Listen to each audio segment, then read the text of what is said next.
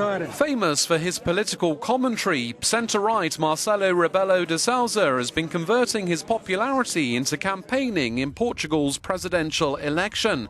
Euronews spoke to him on the campaign trail. We see that lots of people speak with you in the streets. You're very famous because you've been a TV commentator for many years. What do they tell you? What do they complain about? They tell me about their problems, which are quite different, he says. Public servants complain about the fact that promotions are blocked or about the cuts in their wages. Pensioners and retired people complain about the cuts in their incomes. Unemployed people about not having jobs. Here in the countryside, people complain about inequalities in comparison to those who live in big cities by the sea. Young people don't have jobs and have to migrate. With presidential powers, what do you intend to do about those problems? We have to understand that the country is going through a very special period.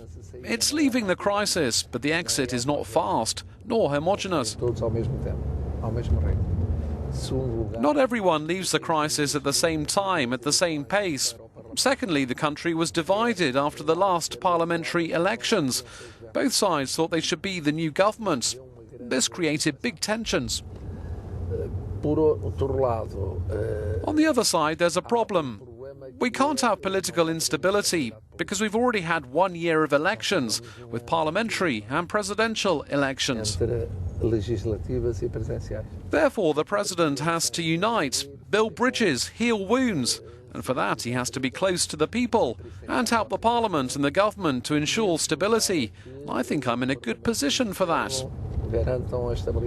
Why? First of all, because I've done that my entire life. Second, because I'm in the centre. To do that, we have to be in a position that allows the dialogue with all sides. And I've kept all my life that capacity of dialogue. I come from the right. My party is PSD, the Social Democratic Party, and I have good relations with the PP, the People's Party. On the left, I've reached agreements with the Socialist Party when I was an opposition leader and the Socialists had a minority government. With the Communist Party also, because I've re-established the relations between my party and the Communists, and even with the left bloc. And this ability to establish dialogues when we can't have instability is vital. If there's another political crisis, we'll never achieve our aims. Or at least we won't leave the crisis so fast, he says. It seems strange that a president from the right would be comfortable with Portugal's left government. The Prime Minister supported 2 candidates from his political area, but I know the Prime Minister very well.